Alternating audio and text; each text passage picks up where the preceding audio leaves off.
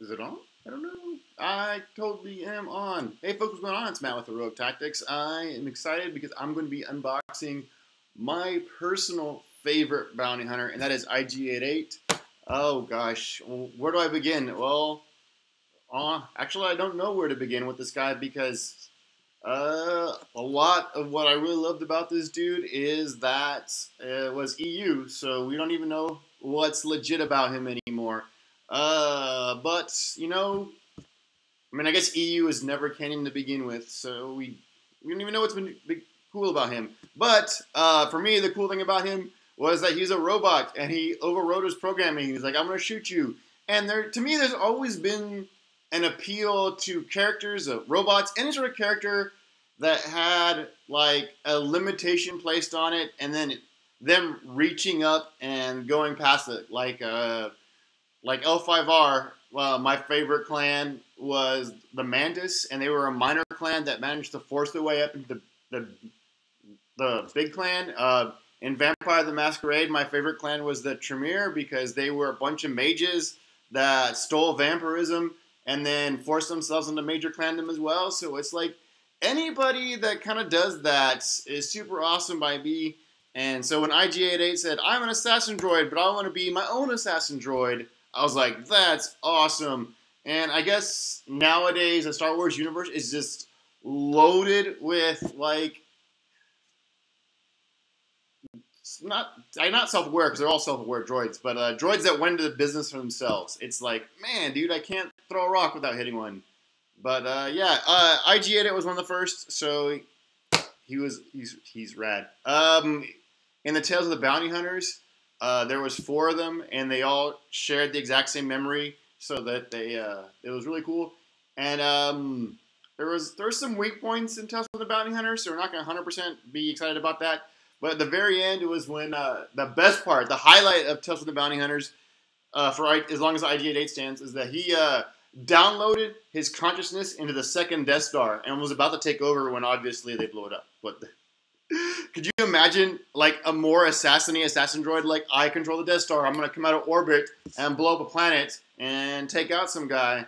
So yeah, that would have been epic if he didn't underestimate the rebels. But yeah, anyway, gosh, I guess before we crack him open, I need to point out that I have one of these, the Jawa packs, and like, why is that important? Because when he was released, IG-88 was not that good, and I'm new to the game. I'm not 100% behind everything. I don't have a timeline of where things comes out, but I believe he was the first character to get a fix in the form of an upgrade that you can put on him. And he come with an upgrade to basically make him playable. Turn him from an unplayable character into the awesome beast that he is. But, you know, he's like Lando to me in that I would have played him no matter what, even though I know that they're, if they're not that good, they're not that competitive. I would have found a way to work him in. But let's crack him open. So,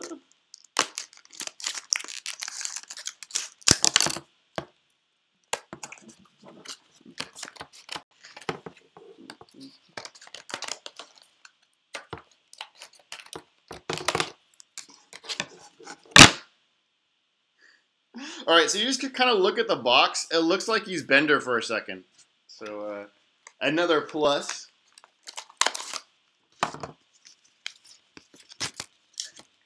IG-88 Assassin Droid. We got the maps that you can play on. That looks cool. Looks cool-ish.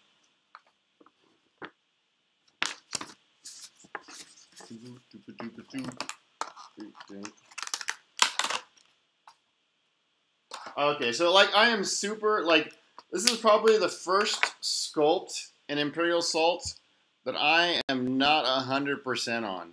Like, there's some cool points, but like, I think they went a little bit too far out with the eyes. So, kind of looks like the old cartoons when they fall in love and the eyes pop out like hearts or whatever. Kind of reminds me a little bit, like I said, Bender, the Tin Man.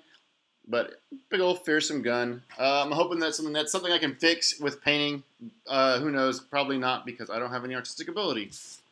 But all right, what we got in the bag of goodies? Well,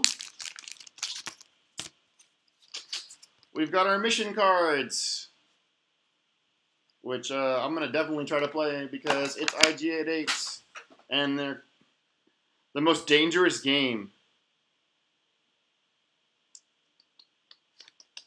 Oh yeah, that's mission B of this game.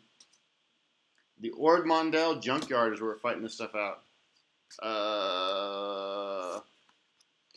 We've got our campaign cards, which I'm not going to really pay attention to. And then we got his card. Yay, IG-88. Check this out. 12 points, 10 health. 5 speed. Awesome. Black die for defense. And then attack any 2 dice that you want. He's got automatic +1 shield, +2 accuracy, surge for recover 3, and surge for +2 damage. He's got the trait Arsenal. Your attack pool consists of any combination of 2 attack die. Relentless. When you declare an attack targeting a character within 3 spaces, that character suffers 1 strain. And Assault. You can perform multiple attacks with each activation. And that's all right. Let's go to the card that makes him useful. And let's do this. Where are you? You should be first. Where are you? You are set up to be the top layer on my thing.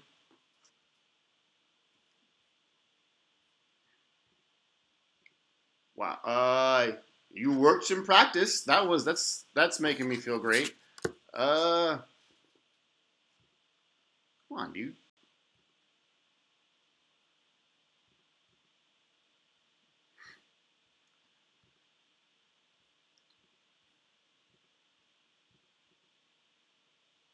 Well, I mean, golly, that's not frustrating at all. Thank you, OBS. That makes everything awesome.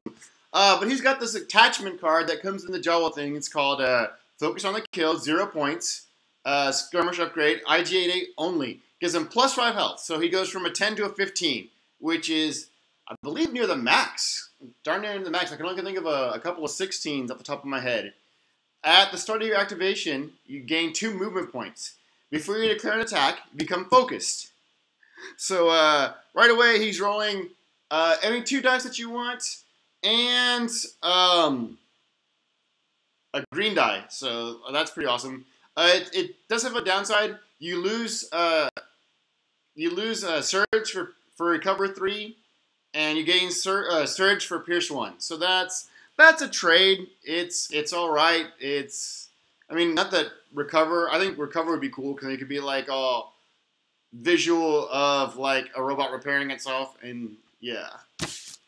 But let's get some command cards going on and see what we got going on. Yeah, that card is in the Jawa pack, and for me, it was one of the reasons I wanted. One of the only reasons I wanted the Jawa pack, and then it turns out that they're actually kind of cool. The Jawas because they're cheap, and you can use them if you have like 2 or 3 points lying around. You can throw them in.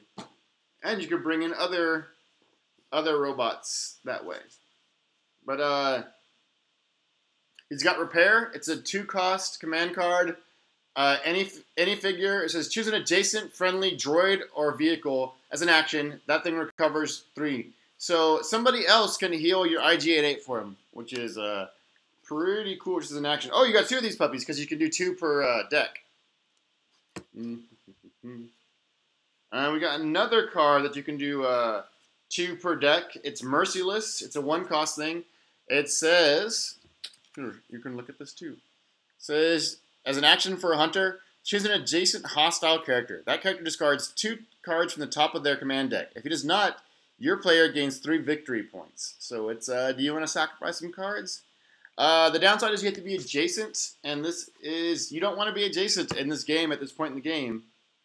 Until they do something to make Melee more viable, you do not want to be adjacent. You want to be pew, pew, pew, and then running behind a wall. So, smuggler or hunter, dirty trick. When a hostile figure enters an adjacent space, that figure must choose to either suffer 3 strain or become stunned. 2 cost. That's right away overcosted. I can tell you that right now. I'm not an expert on the cost for a command card, but I can tell you 2 costs for ability that requires an opponent to base you, to become adjacent to you. Never gonna be worthwhile. This one's kind of cool. It's got a crazy looking robot, but it says overdrive. Use the start of your round.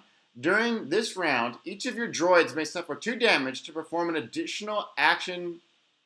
One additional action. Limit once per droid. This is 3 costs, so you're gonna have to have a bunch of droids for this to be useful. But it's IG-88, 5 cost movement, so 5, 10, and then blast people's faces off with this additional action. So there's that going for it. You use it at the start of the round. So it kind of works if you're going first, and if someone thinks they're someone within 2 movements of IG-88. So that only works with then. And I guess if you got more droids on you, I haven't 100% looked at the Imperial droids, but they look kind of fun, so that could be that could work with them. Especially if you use a Jawa to bring them in. Like you couldn't temp Alliance in IG-88 because then you couldn't get his awesome card, and then you're bringing in 12 points of mediocrity at that point. Finally, we have his card. 2 points. So right away, it makes the other 2-point cards look lame. The ones that I said that are very situational. Use after an activation resolves to ready the readiest card. At the end of the round, you suffer 3 damage. So it's like Son of Skywalker for a robot. So this little buddy right here can take 3 damage and come shoot you. Again, twice, because he can do 2 attacks per round. So yeah, dude, that's probably going in my thing. I am pretty excited because, like I said, IG-88, one of my favorite bounty hunters. It kind of reminds me of the humping robot from Robot Chicken. So it's the sculpt. Like, this is the very first time that for playing this game that I've opened a sculpt and been like, can you see? And so it is kind of a bummer because, like I said, favorite character, emotionally invested in him looking awesome. He is not looking awesome. But, yeah, he's still super playable, and I will play him because he's IG-88, and I'm excited to play him. So, if you've played him, what do you think? Please tell me in the comments below. Do you plan on playing him? Were you, like, planning on skipping him, and then you're like, I'll pick him up? Because, I mean, you are buying 2 packs, so you're committing, like, $20-25 to making 1 character playable. So there's a commitment there. And if you're like me, you really got to pick what you buy. So I understand if you're like, I'm going to pass on him. I don't really want to put that much money into it. And if that's your case, I want to hear that too. I mean, let me know what you think about this character, if you plan on playing him, or, if you had some particular awesome gameplays with him, if you had some particular heinous gameplays where he came and whooped your face, I would like to hear that too. Thank you for watching. This has been Matt with Heroic Tactics, and may all your dice roll hot.